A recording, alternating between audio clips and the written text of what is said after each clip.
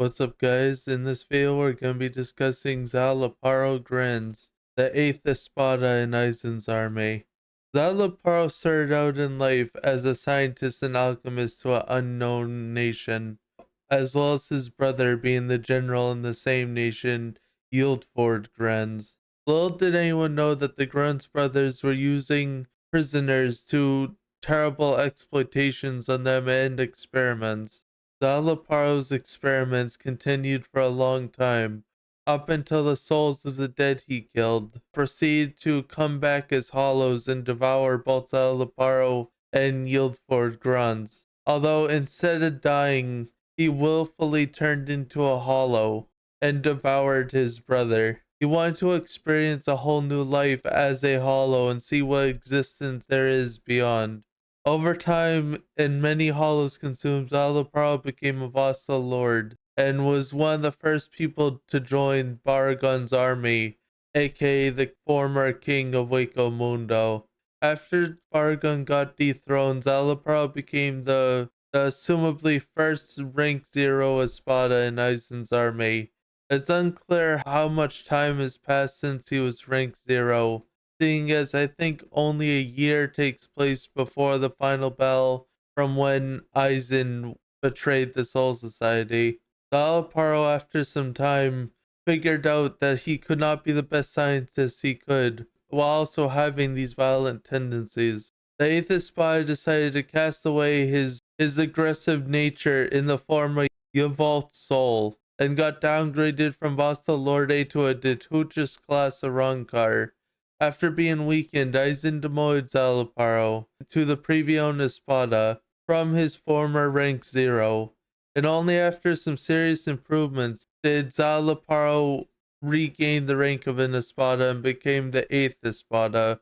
And only with the help of Noitora was he able to make a spot open for him as the 8th Espada, as he helped Noitora defeat the former 3rd Espada, Neliel to Olderspunk.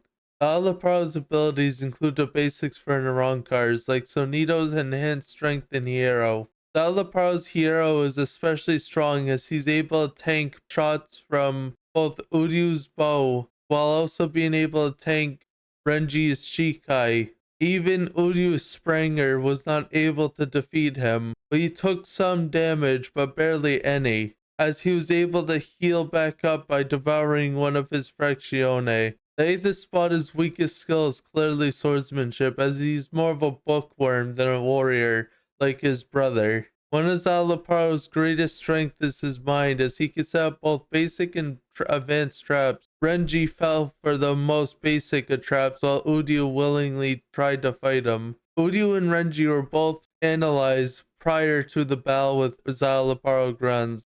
Szayelaporro was able to block both of their powers from using their own spiritual pressure and locking it away. Renji wasn't able to use his Bankai, while Uryu wasn't able to summon his bow. The 8th Espada's resurrection is called Fornicanus, and when he releases it, he becomes what he calls a perfect being.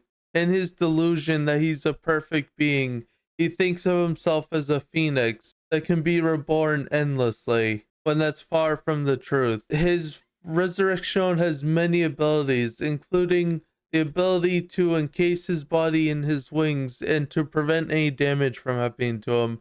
This is why he was able to survive Renji blowing up the building over their heads. Szayelaporro's resurrection also has the ability, if devoured, become liquid and take over the host of the devourer.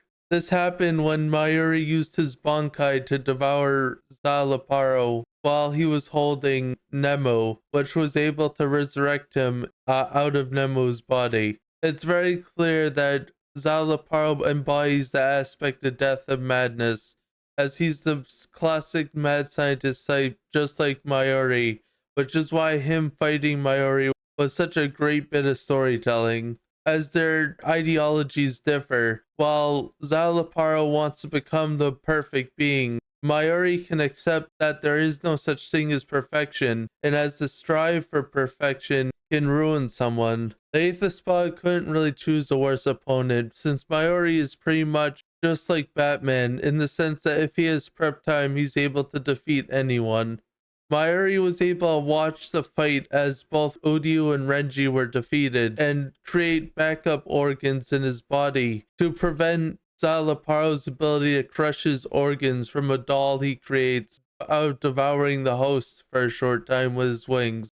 After the 8th Espada was consumed by Mayuri's Bankai, he was able to resurrect himself, but not without a cost, as the 12th captain was prepared for this and destructed his own Bankai while also, without Szayelaporro knowing, planted drugs inside him through the use of Nemu's body. The drug he ingested made him into a superhuman, which gave him heightened senses, but to the average man he appears to walk slowly. Whereas it takes seconds for Mayuri to pierce his heart, it feels like centuries to actually kill Szayelaporro.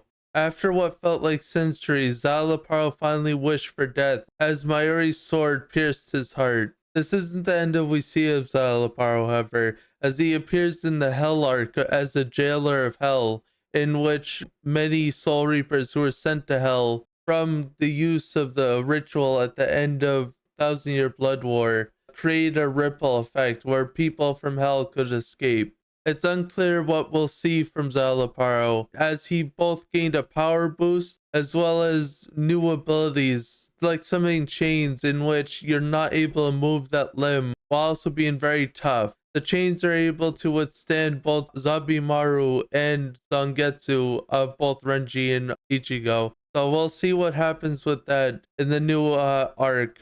Anyways, guys, I hope you enjoy. Talk to you guys later.